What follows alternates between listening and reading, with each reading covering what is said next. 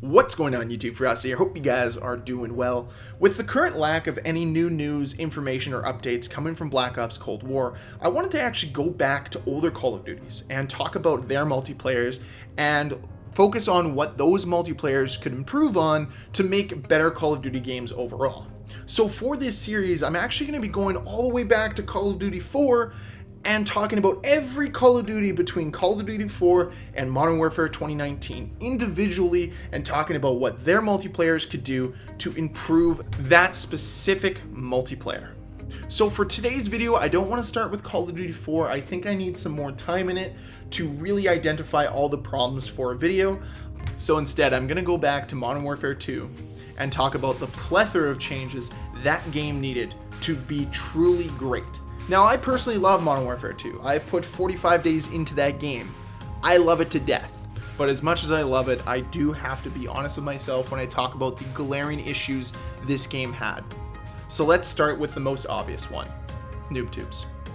Everybody knows the glaring issue with Modern Warfare 2 was the one-man army Noob Tube issue, right?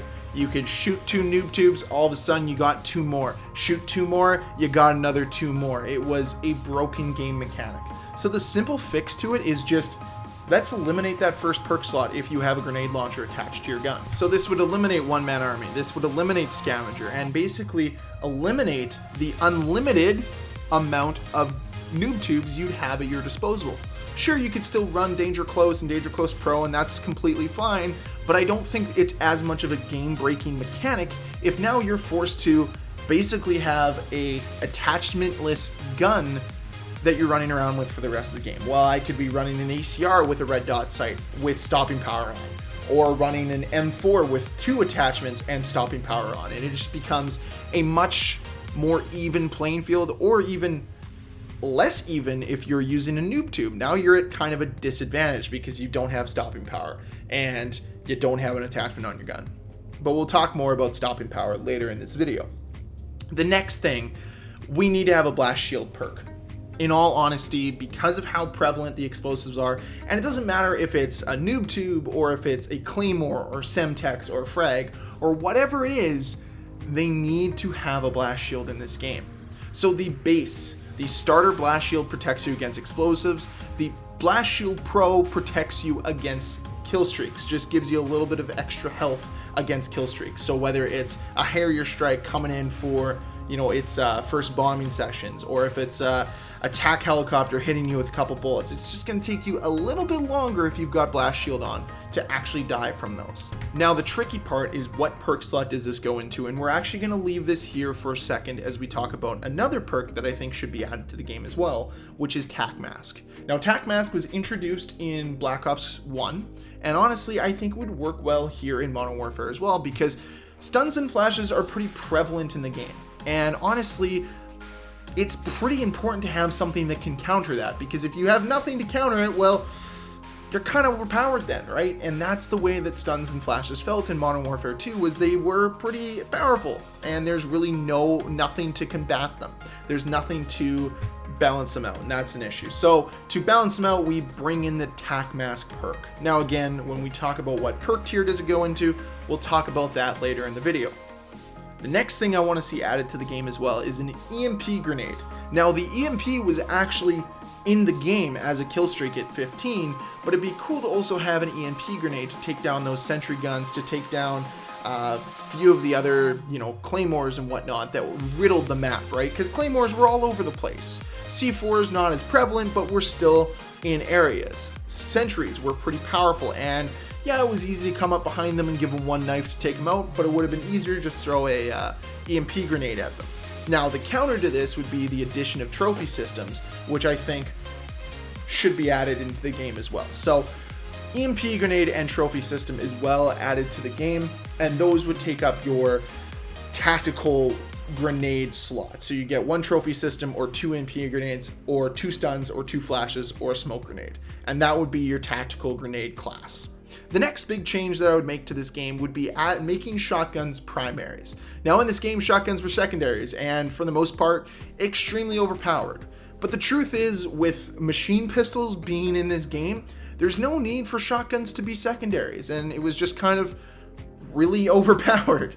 So I would make the change and move them into primaries, just because I think it would level out the game a little bit. I think it would create a more level playing field. Plus, you could rock with a Spaz 12 and still 2 Glocks and you're killing it. Like, you're not going to be, you know, losing too many battles up close. Plus, this game was mostly played up close anyways, right? The next thing is removing death streaks. Death streaks were a huge issue for the community back in Modern Warfare 2. A lot of you new players don't know what a death streak is, but let me tell you, it infuriated everybody, whether it was Final Stand, Martyrdom, or Painkiller. Hell, there was an entire podcast that's still running to this date because of Painkiller. So removing death streaks to me would have been a very good resolution. Just take them out altogether. Lastly, this is probably my most controversial take here, but I'm going to lean on Modern Warfare 3, and I'm going to talk about how stopping power should have just been removed from the game. It was removed in Black Ops 1, it was removed in Modern Warfare 3, and it just kind of felt like it was out of place, considering the fact that in Call of Duty 4 it was in the game. But now in Modern Warfare 2, there's no Juggernaut to be found, so that counter to stopping power is now gone. So how do you fix that imbalance? Well, what you have to do is just remove stopping power. Now, I'm somebody who basically had stopping power in every single one of his classes, but let's be honest here, we haven't had stopping power since Modern Warfare 2. We don't really need it in Modern Warfare 2. So, okay, I think it would have been just fine. But now you're going to have people complaining that, well, now everyone's just going to run cold-blooded. And this is where we're going to revisit the perks from earlier in the video. In that second perk tier slot, I think to replace stopping power, you put Blast Shield, you put Tack Mask in there, because that's going to be a much tougher decision. Now you have to decide, do you want to protect yourself against explosives, UAVs, or against stuns? You only get one of the three, and that's the decision you have to make. And I think deciding between Scavenger, Sleight of Hand, and Bling is a tough enough decision. Now you've got a tough decision in perk tier, or in tier 2, and now you have to choose between running Ninja and being censored by heartbeats or not. And that's the way you build your class now. So in tier 1, you've got, Bling, one-man army, Scavenger, Sleight of Hand, Marathon. In tier 2, you've got Tack Mask, Blast Shield, Lightweight, Cold-Blooded, and oh boy, I'm blanking on this one. Hardline. That's the last one. And then tier 3 can be whatever. So I think it would really balance out the tiers in general, and that's fantastic. And honestly, I think all of these changes would make for a better Modern Warfare 2 experience. And honestly, this is what I'd like to see them change if they make Modern Warfare 2 remastered. Okay? Take out Noob Tubes, add Blast Shield as a perk, add Tack Mask as a perk, add the Emp Grenade, add a trophy system, make shotguns primaries, remove the death streaks, remove stopping power, make Tack Mask and Blast Shield into that second perk tier, because now you've got stopping power gone, and now you have to choose, do you want Cold-Blooded, Tack Mask, or Blast Shield? So that's it for the video, guys. If you enjoyed it, please hit that like button. If you want to see more videos from me, please hit the subscribe button. I want to hear what you would do to make Modern Warfare 2 better down below in the comments section. And I thank you all very much for watching, and I'll see you guys on the next one.